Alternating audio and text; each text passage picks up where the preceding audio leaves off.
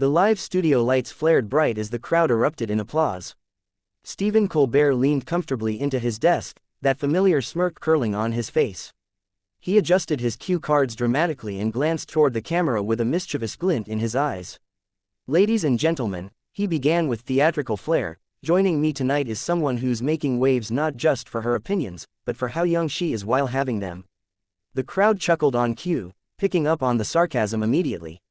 Karoline Leavitt, seated calmly across from him, offered a poised smile, clearly prepared for what was coming. Stephen leaned in, not skipping a beat. "Now Karoline, you've been called the Gen Z firebrand of the Republican Party. That's pretty impressive, for someone who probably still gets carded buying cough syrup." Laughter rolled through the studio. Karoline didn't flinch, she nodded politely, maintaining a confident demeanor, her posture straight and unbothered. Stephen kept going, sensing the audience's energy. "I mean, I've had interns older than you. Are we sure you're not just doing all this as part of a college government project?" Another wave of laughter, a little louder this time. Karoline's smile didn't fade, she simply folded her hands on the table, letting him finish. Stephen looked around smugly, basking in the audience's amusement. "I have to ask, when you're giving political advice, do people ever stop and say, 'That's cute'? Shouldn't you be on TikTok doing dances instead?" The crowd whooped and clapped, the moment carefully orchestrated to make Karoline look out of place. But even as Colbert leaned back with triumph, Karoline's eyes never left his. She waited patiently, letting the laughter run its course. It wasn't nervous energy on her face, it was calculation. She had anticipated this exact approach, and rather than react emotionally, she remained composed. In fact, her calm seemed to unsettle him just a bit, throwing off the rhythm. Stephen glanced down at his notes, perhaps expecting her to stumble or react. But she didn't. That unshakable calm hinted at something more. The crowd's laughter began to die down naturally, the energy shifting subtly in the room. Karoline was ready, and the next moment would be hers. As the laughter from the audience tapered off, Stephen leaned forward with a glimmer of challenge in his eyes. He shuffled the note cards theatrically, as if preparing to land a decisive blow. "Karoline," he said with exaggerated concern, "you've been quite vocal on national issues, but I think a lot of people are wondering, what makes someone your age qualified to talk about things you've barely lived through?"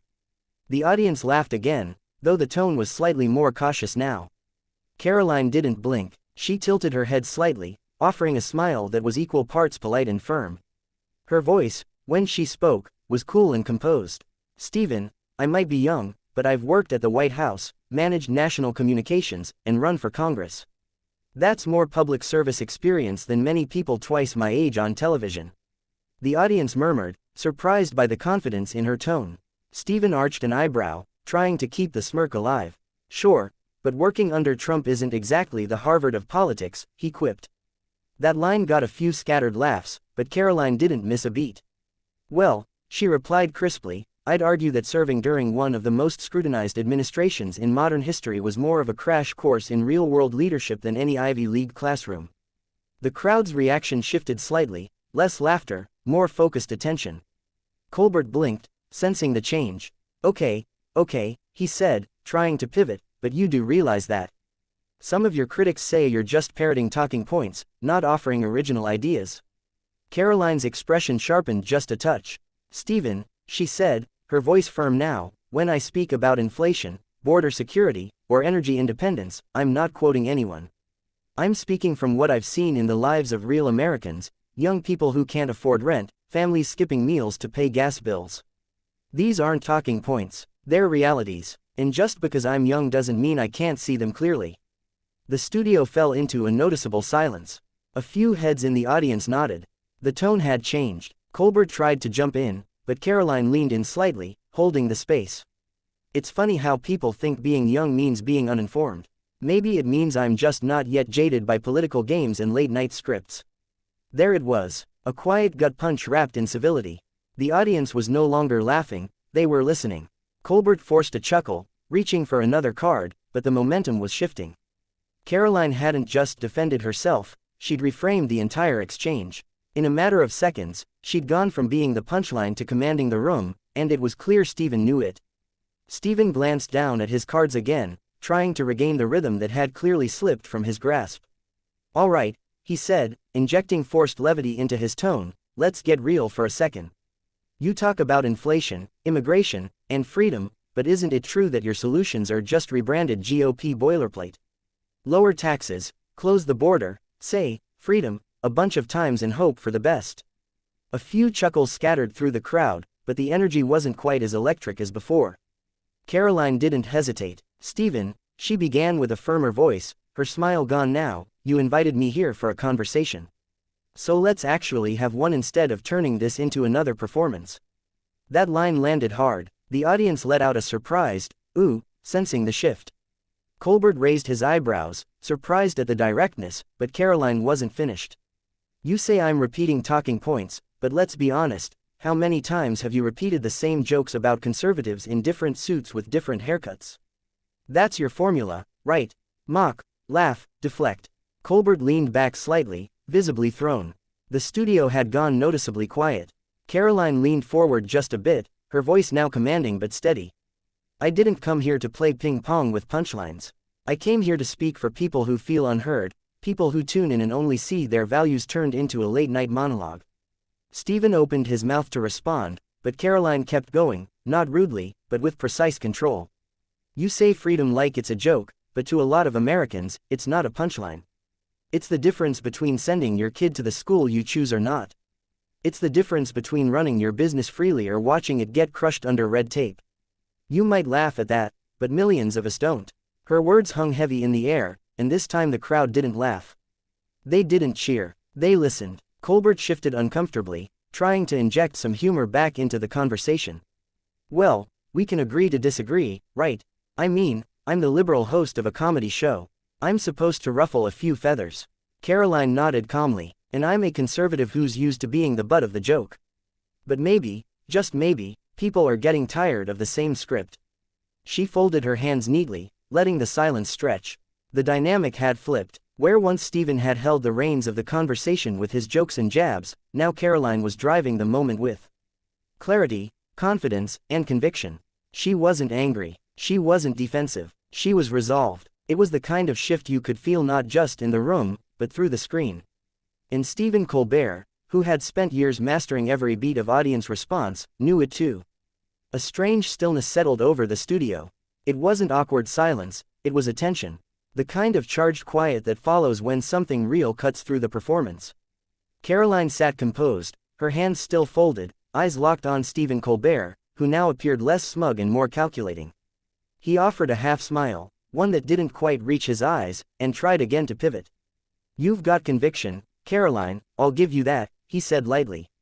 But you've got to admit, it's hard to take moral high ground when your party is filled with people who deny elections and fight culture wars instead of passing laws. Karoline didn't flinch. You mean culture wars like saying women's sports should be for women? Or that schools shouldn't keep secrets from parents? She replied, if that's a culture war, then maybe the culture needs a reality check. The audience gave a low, surprised reaction, not laughter, not boos, something between curiosity and reconsideration. Colbert laughed nervously. I mean, sure, but it's not really that black and white, is it? Karoline leaned slightly forward. It is for parents watching their daughters lose scholarships. It is for voters being told their voice doesn't matter unless it fits the mainstream narrative. The crowd shifted. There was a ripple, a small cluster of claps from a few corners, nothing overwhelming, but loud enough to be noticed. Stephen glanced toward the sound, slightly thrown. This wasn't the usual full-throttle support from his live audience. The mood had become unpredictable, teetering on the edge of something different. Karoline picked up on it instantly. Her voice softened, but her words struck deeper. I'm not here to villainize you, Stephen. I'm here because for too long, voices like mine have only been invited here to be mocked. But people are waking up. They're asking why every belief that doesn't align with Hollywood is treated like a punchline. More murmurs. A few more scattered claps. The camera panned briefly over the crowd, some smiling, some nodding. The energy was changing. It wasn't political, it was human. Karoline continued, you say you want dialogue, but then guests like me come here and are handed ridicule instead of respect. Is that what progress looks like now? The air was thick. Even Stephen Colbert, a veteran of high-wire satire, looked unsure of where to go next. He opened his mouth, but paused. Then something unusual happened. A genuine moment of reflection flickered across his face. The kind that doesn't make for great television, but makes people think. The audience caught it too. They weren't laughing anymore. They were watching, waiting, not for a joke, but for what came next. And in that moment, Karoline Leavitt wasn't just defending herself, she was commanding the room, one truth at a time. Karoline paused, her final words still echoing in the silence. Stephen Colbert leaned back in his chair, the rhythm of his usual banter gone completely. The control that had defined the opening minutes of the show now belonged to someone else, and the audience knew it. A low hum of realization buzzed through the crowd. People glanced at each other, unsure whether to applaud or stay silent. The cameras kept rolling, but the show had already taken a turn no one had scripted. Karoline took a breath, then rose slowly from her seat. "Thank you for having me, Stephen," she said with calm finality. "Even if you invited me here for a laugh, I hope you leave with something a little more lasting." The audience began to clap, soft at first, then louder. It wasn't the roaring cheer of a punchline landing. It was something more honest. The sound of respect, recognition. Even a few people who had laughed earlier were now applauding with a subtle nod, acknowledging the shift they'd just witnessed. Stephen remained seated, blinking as if still processing the moment. He started to say something, but stopped. Whatever line he had planned, it suddenly felt small, misplaced. Karoline gave a final look toward the crowd, then toward the camera, clear-eyed, steady. "America's not a joke, Stephen," she said. "And the people watching at home, they're tired of being treated like one." That was it. No mic drop, no raised voice, just clarity, authority. She turned and walked off stage. The cameras followed her for a beat longer than usual, the director sensing the gravity of the moment. Colbert finally stood, letting out an exhale that seemed to deflate the entire set. He gave the audience a half-hearted shrug, his usual quick wit offering no rescue this time. The laughter didn't return. Instead, a strange mix of awe and discomfort lingered. The kind of silence that settles in after someone says what everyone else was too afraid to. Backstage, Karoline didn't stop to look back. She didn't gloat, didn't celebrate. Her face was calm, but focused. Her team followed behind, hushed, understanding that what had just happened wasn't typical TV, it was a cultural shift. A boundary had been tested, a narrative challenged, and millions would be watching it on replay within hours. Online, the clip began spreading instantly. Headlines would follow. Karoline Leavitt flips the script on Colbert. Late night showdown ends in unexpected silence. But for those who saw it live, no headline could quite capture the electricity in that room when the punchline failed, and the truth stood tall instead.